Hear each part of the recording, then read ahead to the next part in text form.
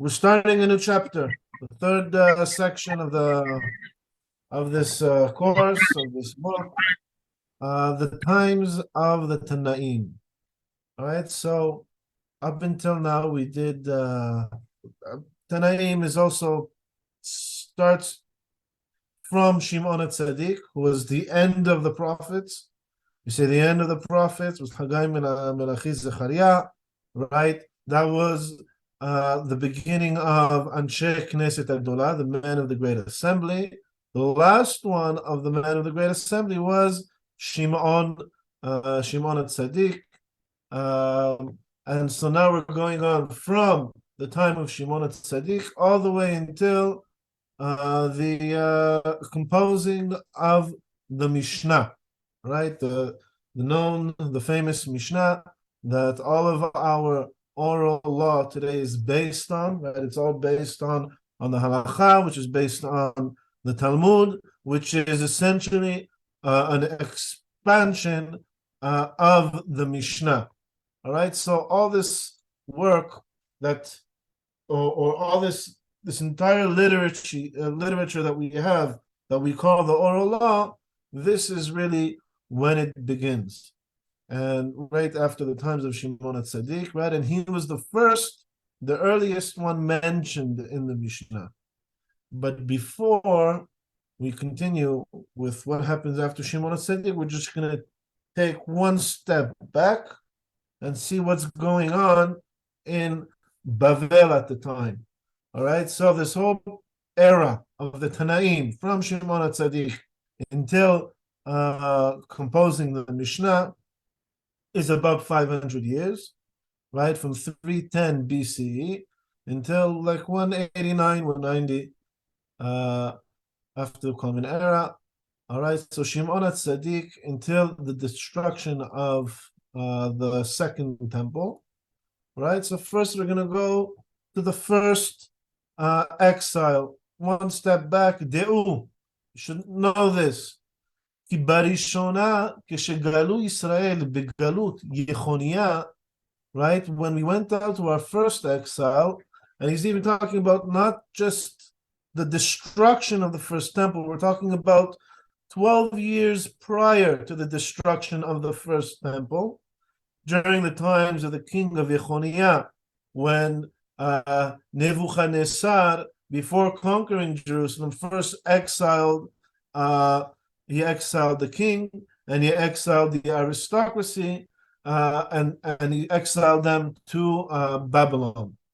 Right? כשגלו ישראל בגלות יחוניה והחרש והמסגר, ונביאים רבים עמהם, and also many prophets were exiled along with them, הובאו לנהר הדעה.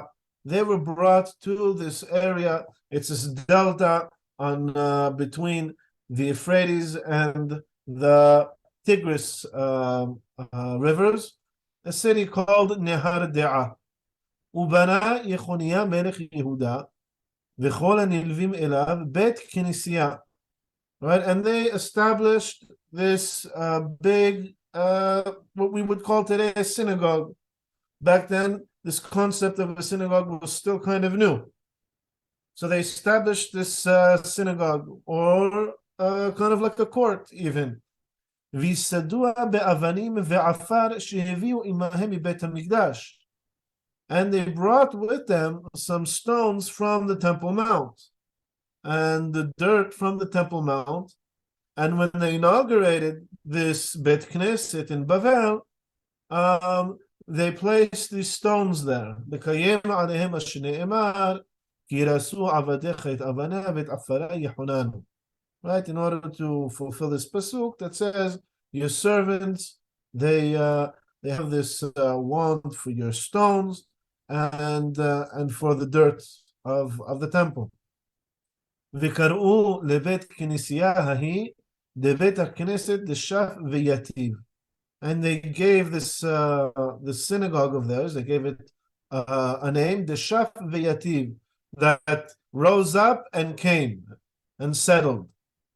כלומר שנסע מבית המקדש וישב כאן בנהר הדעה. Right, this came, it's as if it's like they are relocating, so to speak, the Mikdash into Nehar De'ah. Of course, they still gave the courts in Eretz Israel its proper respect, but it was like a way to say we're in exile. We're taking a piece, the heart of the land. We're taking a piece of that heart of the land with us, and since we can't go to Eretz Israel, we are going to surround ourselves around this minor temple. והשכינה הייתה עמהם. And they also had the Shekhinah with them. God's presence was with them. והיה הבית הכנסת דהוצל, and it was in a place called the Hutzal, which was close, קרובה לבית מדרשו של עזרא הסופר, למטה מנהר דעה. Right? So the main place where everyone went was Nehar De'ah. It's right at the delta of the two rivers. And there's a smaller town called Hutzal, a little bit south of that place, and that's where Ezra HaSofer had his Beit Midrash. ועם כל זה עוד היו מרביצים תורה גם בכאן. So with all that, they're still studying and teaching Torah over here. What is over here? Any opinions? What is over here? So this is Rav Sherira Gaon speaking. Rav Sherira Gaon, he was one of the heads of the Beit Midrash in Babylon, right? So after the destruction of the temples, and when in effect there were no more presidents of the Supreme Court, the main judicial leaders, they were called Geonim. And the main yeshivot at the time were in Bavel. And Rav Sherira Gaon is one of the latest of the Geonim. His son is actually, Rav Haye Gaon is considered to be one of the last Geonim. So you're saying this already dates back, right? This establishment that we have of teaching Torah in Bavel goes all the way back to the times of Yechoniah, the king of Judah, who was first exiled from the land of Israel and established this institute in Nehar De'ah. And another thing that they had was they still had a leader, a political leader, meaning besides the judiciary, besides we won't call it the Supreme Court, but like a mock Supreme Court or a strong court that still doesn't have all the authorities of the Supreme Court, but it's still the center of Torah in practice later on. But since the times of Yechoniah, Melech Yehuda, right, the king of Judah who was exiled to there, they still had a political leadership, Mibet David, from the descendants of King David, from the family, from the royal family. And this carried on even over 1,000 years after the destruction of the first temple. We still had a political leadership from the lineage of King David going on in Bavel.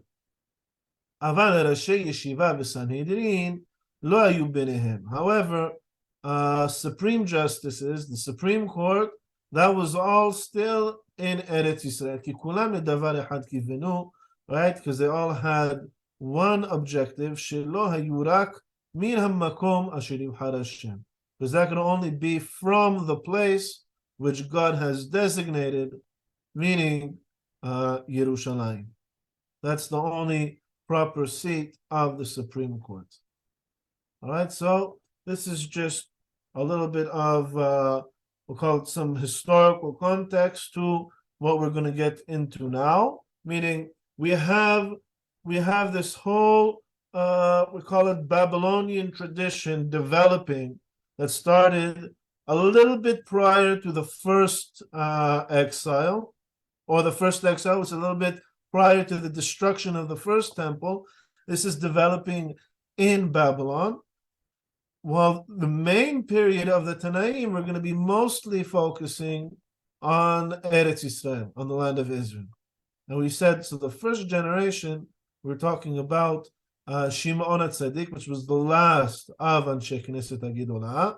And so now we're going into this. This is the second generation. Hador HaSheni Anshe Knesset HaGedolah, right? The second generation, basically, Anshe Knesset HaGedolah, the people of the Great Assembly, the men of the Great Assembly, was two generations.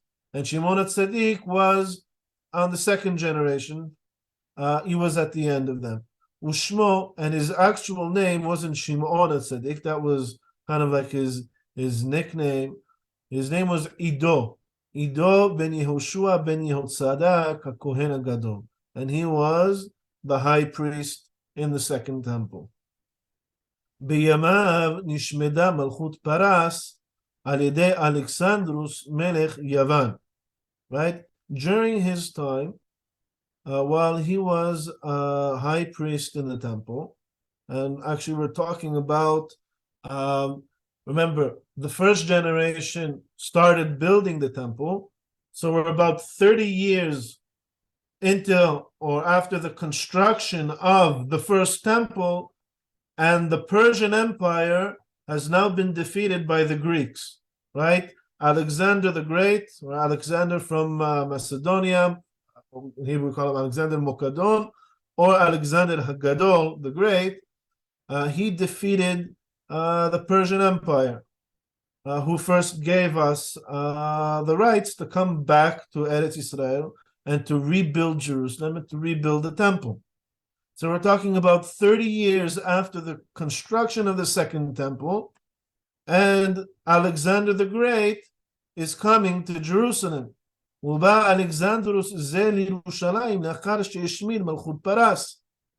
So he destroyed the Persian Empire, and during his conquest, he is passing through the land of Israel, which is right at the center of everything, and he's going to come and conquer Jerusalem. וביקש להשמיד ירושלים ולהגלותה פעם שנית בשנת מ' לבניין בית המקדש. Which is at the 40th year of the construction of the second temple, right? So we were in exile for 70 years.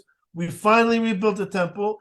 40 years later, Alexander the Great, one of the greatest conquerors in ancient history, is coming, passing through Jerusalem with the intention to conquer Jerusalem and exile the people a second time.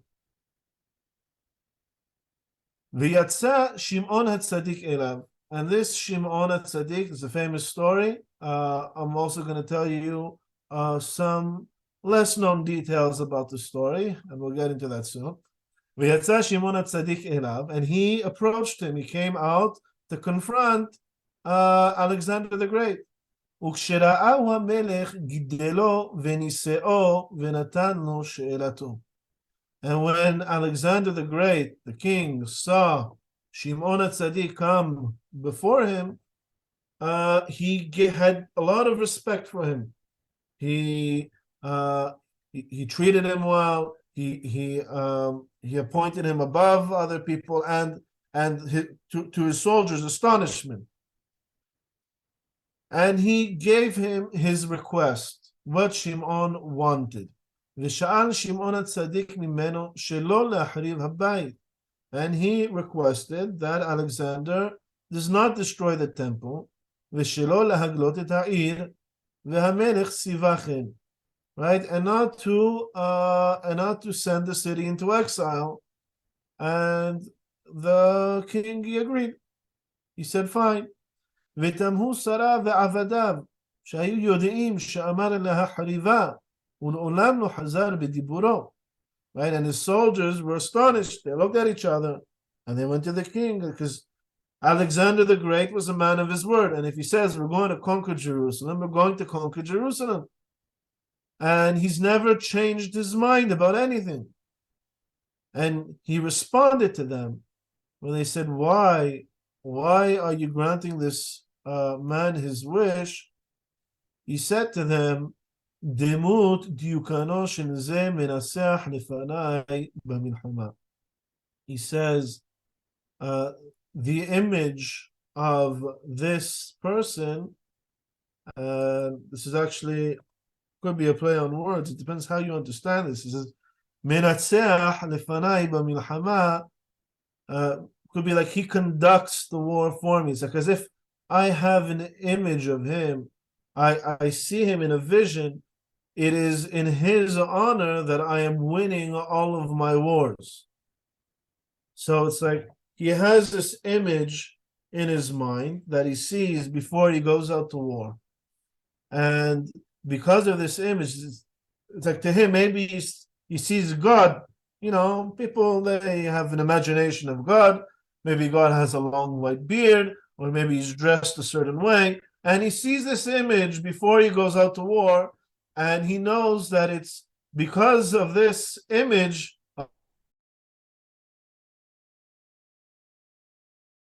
of God, let's say, that he's winning. And then when Shimon comes and confronts him, is of the high priest of Israel, of Jerusalem.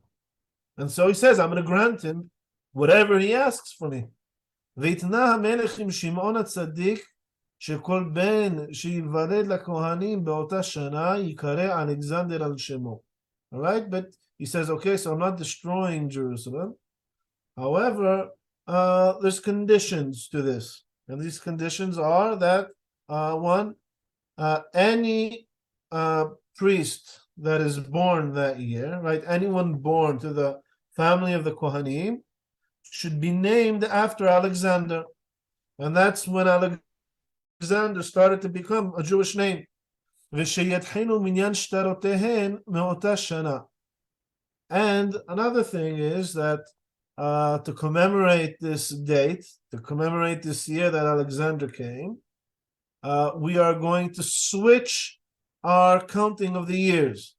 So for instance, now we have two countings of the calendar, right? There's the Hebrew counting, which is 5783, and there's also the Gregorian or the Christian, which is 2023, year 2023. So he says, okay, back then they didn't have that counting, and they called it minyan shtarot. All legal documents, when they reference the year, they're going to start referencing from this year. The year Alexander came to Jerusalem, it's called minyan shtarot, right? The counting for the purpose of legal documents. And this continued on till maybe just a few hundred years ago, maybe even 100 years ago.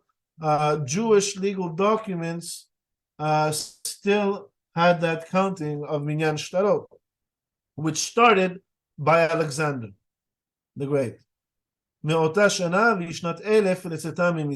is what about 1,000 years from the Exodus from Egypt. Right? So the Exodus from Egypt was 2448. So this was about 1,000 years, 1,002 years later, all right, 3450. Right, and during this time, Ezra passed away. Right, the last of the prophets, they passed away. And there's no more prophecy since then among the Jewish people, until the times of the full Geulah, where prophecy will also be restored. Right, and this great miracle that happened, say in a way, this great salvation that happened was post-prophecy era and happened in the hands of the high priest Shimon HaTzadik. I'd just like to point out that this story, which is brought to us in the Talmud Bavli, in the Babylonian Talmud, this is the more famous version of the story. If you look in the Yerushalmi Talmud, the one written in, or they call the Palestinian Talmud or the Jerusalem Talmud, which was written in the land of Israel, later on we'll learn the differences more between those two Talmudim. The story is brought slightly different. Almost everything is the same except for a few minor details. For one, For one, Shimon Tzaddik, when he comes out to meet Alexander the Great, right? So according to the story, it sounds like he's coming out of Jerusalem, meeting him out of Jerusalem. He's coming to beg for the sake of Jerusalem, right? So that Alexander the Great doesn't conquer. He asks Alexander, some sort of miracle happens where Alexander sees a vision of him and associate all of his victories at war throughout the Middle East to this image of Alexander. The Israeli, I'm personally going to call it the Israeli Talmud, a few minor details that are different that make the story completely different. Okay? So, according to the Palestinian Talmud, and this is something that's very essential, we see it repeating itself in many of these types of stories. According to the Israeli Talmud, Alexander the Great, he didn't go out to meet Shimon Tzaddik didn't go out to meet Alexander the Great outside of Jerusalem, right? It says he went to Antiparis, by the way, which is also mentioned now that we're in times of Sefirat HaOmer, right? One of the things that we commemorate during Sefirat HaOmer was the students of Rabbi Akiva dying during this time. And it also says about the students of Rabbi Akiva, when they passed away, he said 24,000 students who passed away during this time, that they were all within the boundaries from Givat to Antiparis.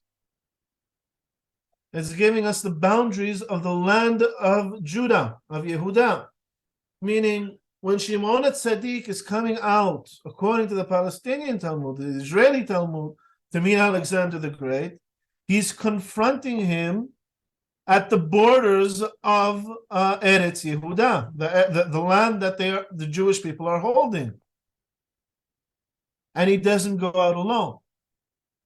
He also goes out with 400 men. In case you think, okay, 400 men against one of the greatest conquerors of the ancient world in antiquity, right?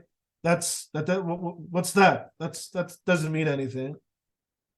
But even that number, 400 men, has a connotation of a military conflict. We see this with Yaakov and Esav. When Esav is coming to confront Yaakov, he comes with 400 men. And Yaakov starts to prepare for war because of those 400 men. So he comes to confront him at the borders of the land of Yehuda. He comes prepared with 400 men, preparing for a military conflict. And then Alexander the Great, he still says, he still says that this image, the image of this person, right, that is before us, he wins before us in war, right? In the Hebrew, it's the same thing, but it has a completely different meaning when it's brought in the Israeli context. In the Israeli context, it's not, I win these wars thanks to the image of this person. He says, the vision that I have is of this person winning in war. It's not thanks to him I've been winning the war. It's if I confront him in war, he is going to win, even though he has 400 men, and I have the entire Greek Empire at my disposal.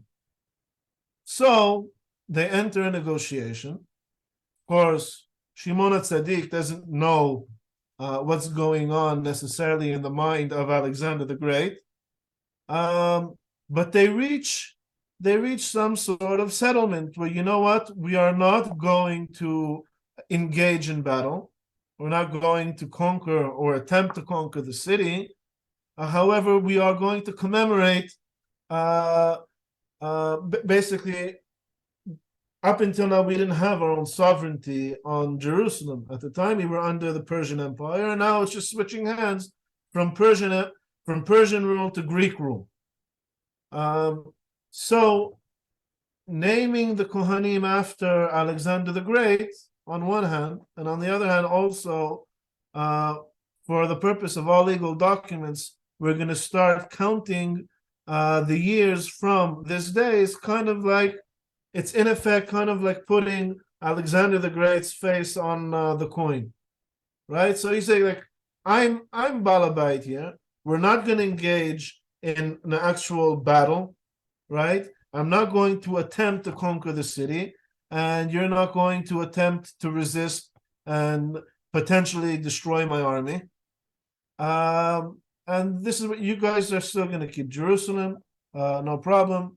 And I just want you to remember this day as the day that Alexander came to Jerusalem and kind of like put his foot down in it, like stuck his flag in Jerusalem without destroying the city.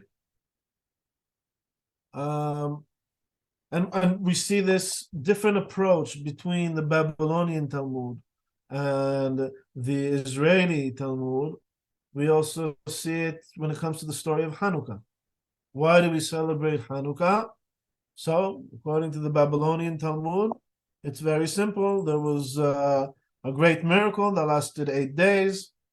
According to the Israeli Talmud, there's like almost no mention of there being a canister of oil that hasn't been contaminated, and it took 8 days to get a new batch. It was like so insignificant. If it happened, it was insignificant. It was not worth mentioning at all.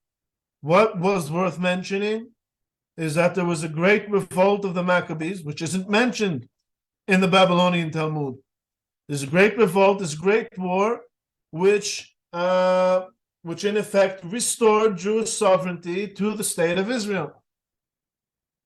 It would be like celebrating the 6-day war or the independence of the Jewish state because a fuel tank in one of the tanks lasted for 6 days, right? So that's the 6-day war or the independence war, and we celebrate it because there was some great miracle that the canister of oil lasted for 8 days. Not to mention conquering tremendous amounts of land, the Sinai, conquering Jerusalem, restoring sovereignty to the land of Israel after 2,000 years. No, that's just a small detail, a byproduct of a canister of oil lasting for 6 days or 8 days instead of 1.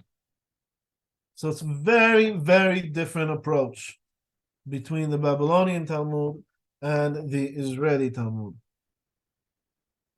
Any questions up until now?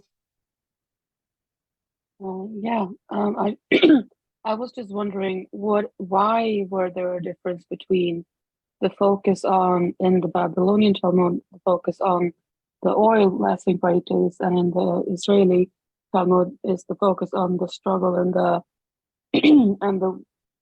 That's a very good question. the winning back the sovereignty of the land. I'm going to tell you another thing also. When the story of Rabbi Akiva and his 24,000 students are brought in the Babylonian Talmud, it seems as if they died from some sort of plague. Anyone who knows the history of Rabbi Akiva and his students understands that the reason why they died was in the Great Revolt of Bar Kokhba, trying to restore Jewish sovereignty to Jerusalem after the destruction of the Second Temple. So even here, now these days of so-called mourning between Pesach and Shavuot, right, where they say because the time of the students of King David passed away, so too they didn't pass away and they didn't die in a plague. They died at war. Does anyone have any suggestions why, to answer Michaela's question, why this big difference in the approach between the Babylonian Talmud and the Israeli Talmud? Or we'll call it like this: the Israeli Talmud and the Exile Talmud.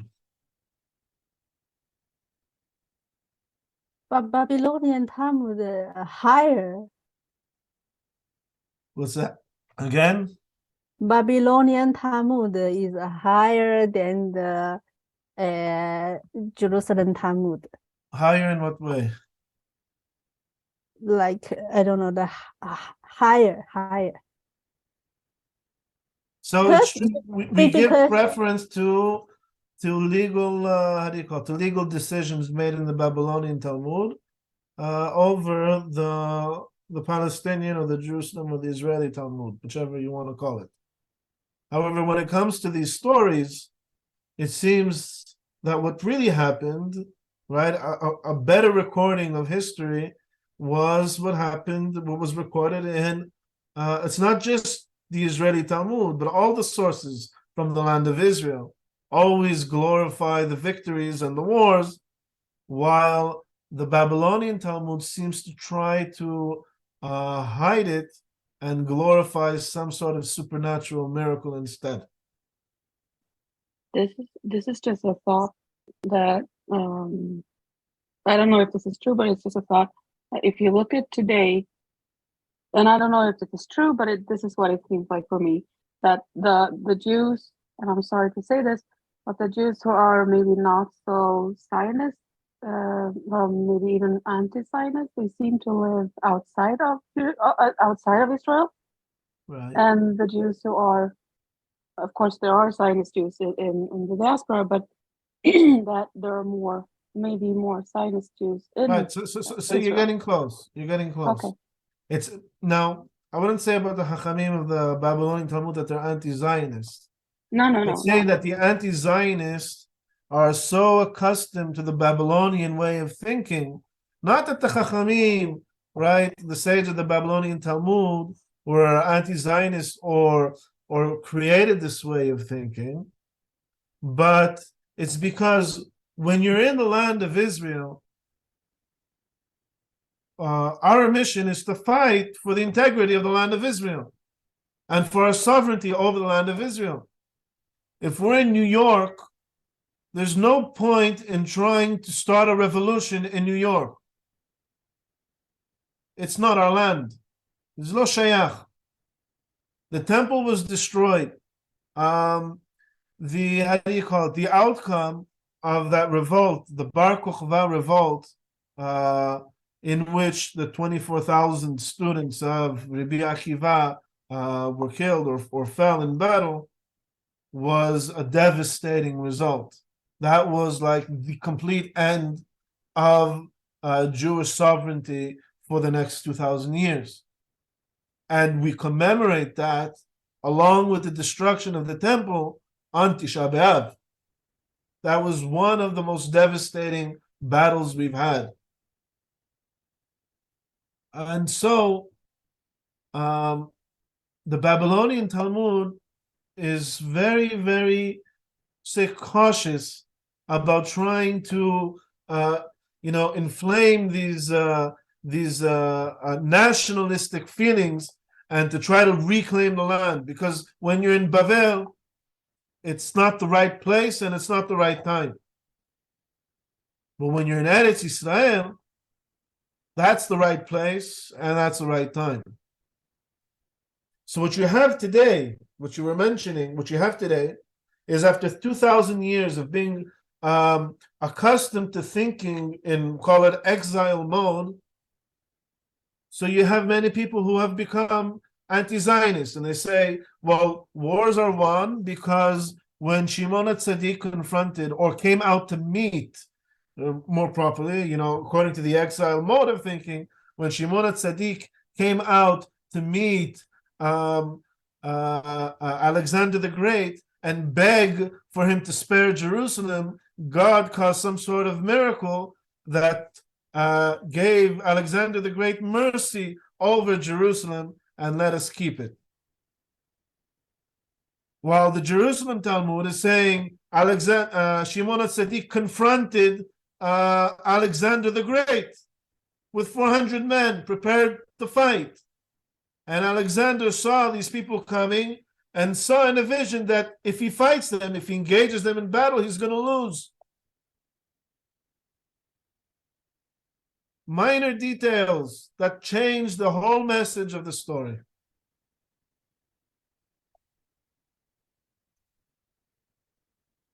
Understood? Any questions? Yeah, Sami, I have a question. Yes. So the story that the Talmudim from Rabbi Akiva died because they had no respect for each other. That's Babylonian then. Babylonian Talmud. It's both. Huh? It's both. What, just give me 1 minute. I just have to connect something. 1 second.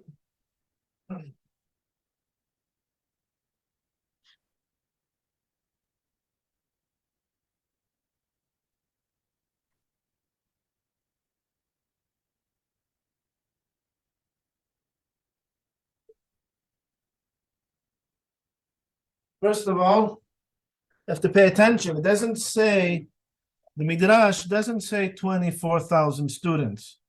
It says 12,000 zugim, like couples of students. All right, so some would interpret that as havrutot. You say, what, the havrutot? They don't respect each other. However, if we're going to take it back into military context, anyone who goes out to a combat unit, no one goes out alone. The smallest division is a pair, a person and his we even call it mispar barazin, zug barazin. Actually, my buddy from the army, who was my zug barazin, actually lives also in Efrat now. We both ended up moving to the same place.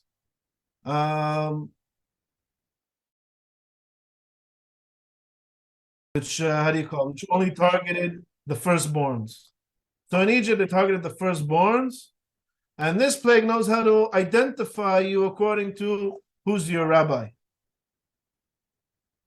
Right? That would have to be like 10 times more miraculous.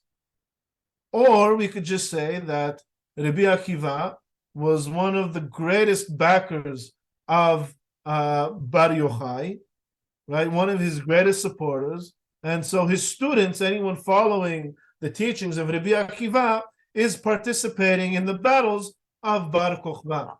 Or maybe what it's saying is that the fighters of Bar Kokhba's rebellion were all students of Rabbi Akiva.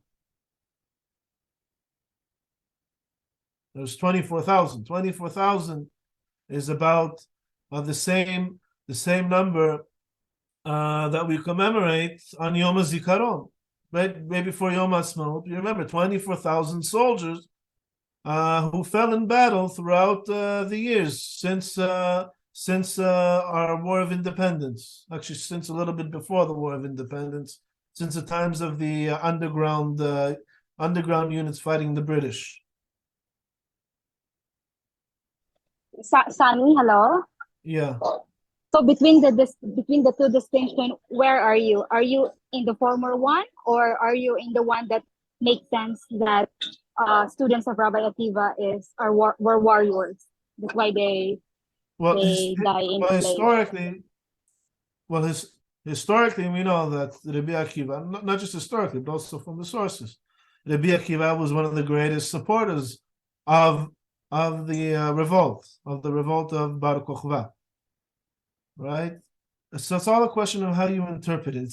It's not like I'm siding with the Israeli Talmud over the Babylonian one. When it comes to Midrashim, you need to understand what are they trying to teach us, and what does the Israeli Talmud try to teach us?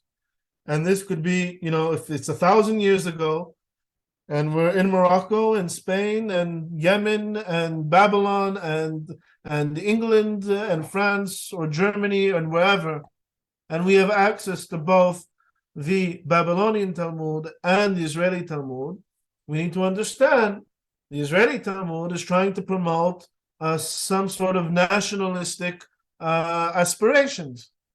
And the Babylonian Talmud is saying, when we're in Galut, that's not a good idea.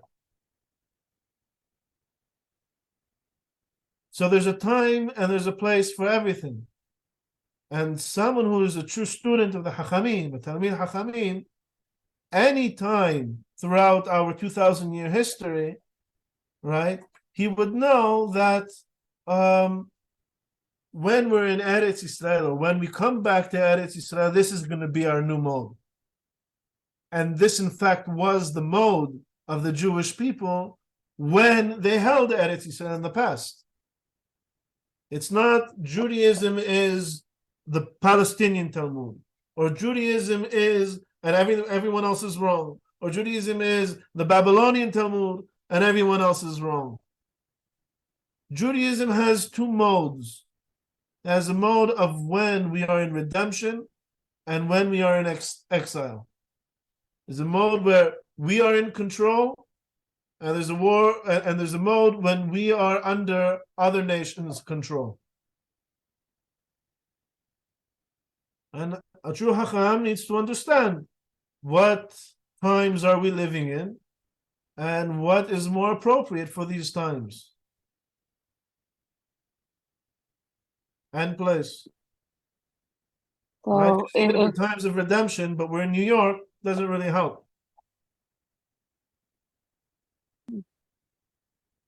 So if I understood you correctly, it's not that the Babylonian Talmud is always right, or the Jerusalem or Israeli, or however you want to say it, Talmud is always right, or if there's a preference for each.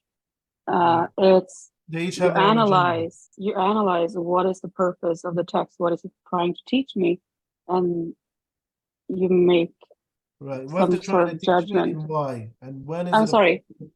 and when it's appropriate to apply its teachings. Yeah.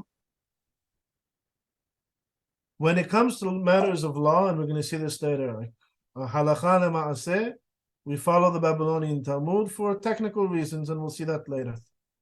Not everyone agrees with that, by the way. Some great Hachamim today do sometimes prefer the Israeli Talmud over the Babylonian Talmud, halakha lema'aseh. I'm still not convinced that they're right. However, when it comes to the non-legal teachings, when it comes to what is the message behind stories that they give us, we need to understand what is the message that each Talmud is trying to convey, and why is it trying to convey that message, and when is that message meant to be applied in our lives.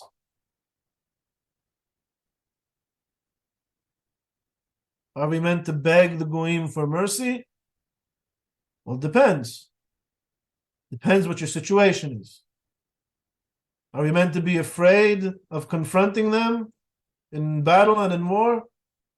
Again, it depends what your situation is, where you are, what you're fighting for, and what you have to read the times.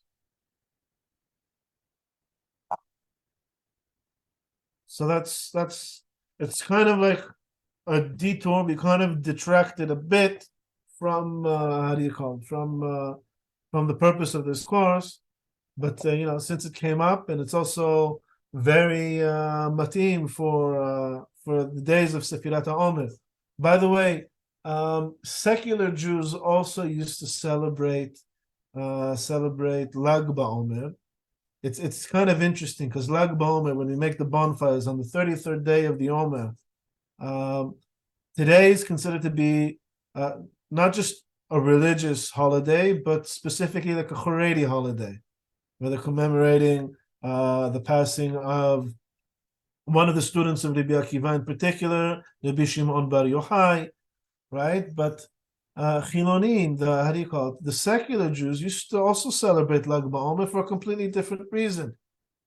And what is the source really of the bonfire on Lag BaOmer is to commemorate the bonfires of the Mered Bar Kochva's revolt.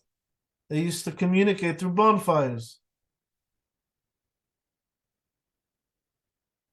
So even these days now, right, this one story of the 24,000 students of Rabbi Akiva passing away and celebrating Lag BaOmer has two completely different reasons for it.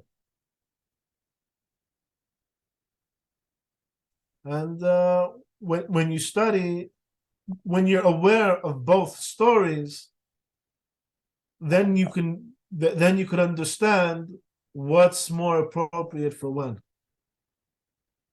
If you're only familiar with one story, whether it be the students of Rabbi Akiva dying from a mysterious plague, or the students of Rabbi Akiva dying in battle, right? If you only know one of those stories, then all you know is that one message that the Torah is trying to teach you, and not both messages, depending on your situation, on your place, and on the place and time and situation, circumstances.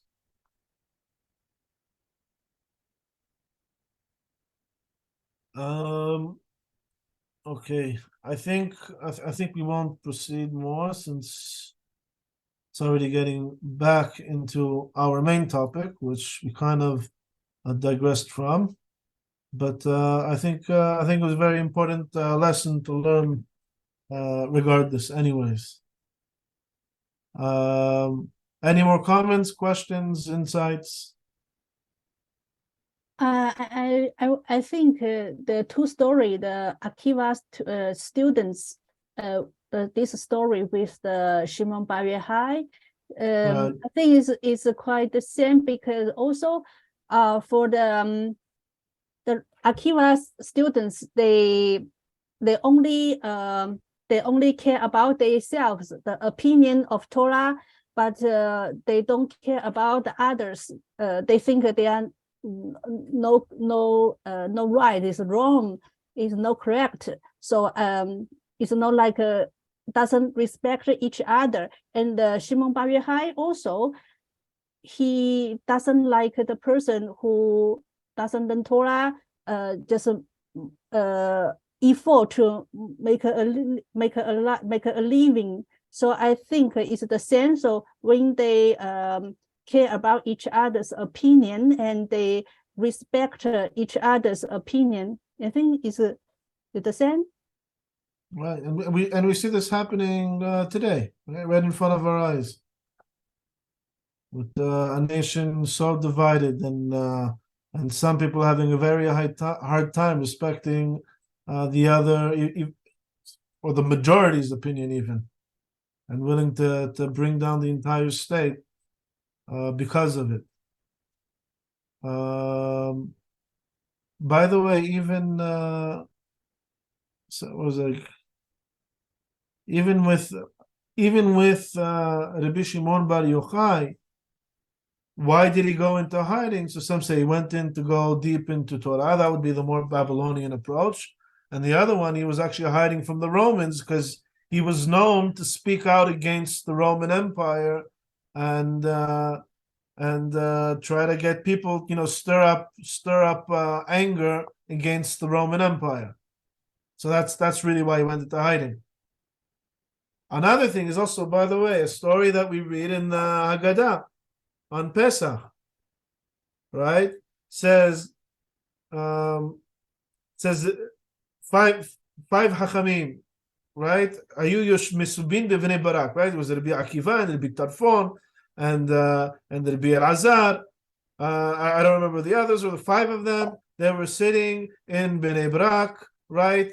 Vayu misaprim b'yitziat Mitzrayim kol oto halayla, and they were discussing matters of the Exodus from Egypt that whole night, ad sheba'u talmidehem, until their students came to them and said, Rabbotenu, right, our masters, the time has come for Kiryat Shema of Shacharit. Anyone familiar with that story? Yes. How do you explain that story?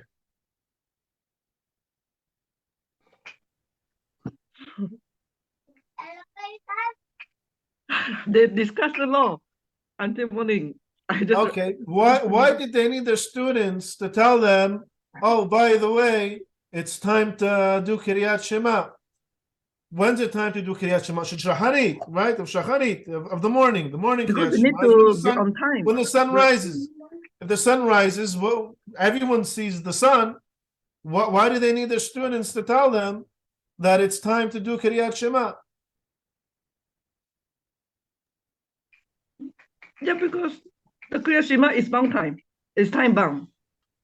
Right. The student need to Why tell didn't Rabbi Akiva and his friends know on their own that it's time to do Kiryat Shema? Because they study whole night and they are hiding. Some sort of hiding that maybe they don't want others to know. So exactly. So you're right. It's because they're hiding deep in a cave. And they have their students guarding at the entrance of the cave, and they're doing like in the army, they're doing mishmarot, right? So this one guards for 5 hours, or 4 hours, or 8 hours, and every few hours they rotate. And in the meantime, the Chachamim, they're sitting inside the cave and they're telling stories of Yetziat Mitzrayim. Most people you ask, right, who don't know the historical context, oh, it's because they were so deep in their study that they don't even realize what time it is. They don't even realize that the sun is rising and it's time to say Kiryat Shema. When you understand what's going on in the background, who the Rabbi Akiva is, who his students are, you understand that they're right in the middle of the Bar Kochva revolt. And they're probably hiding deep in the caves, because that's where the battles were conducted from within the caves.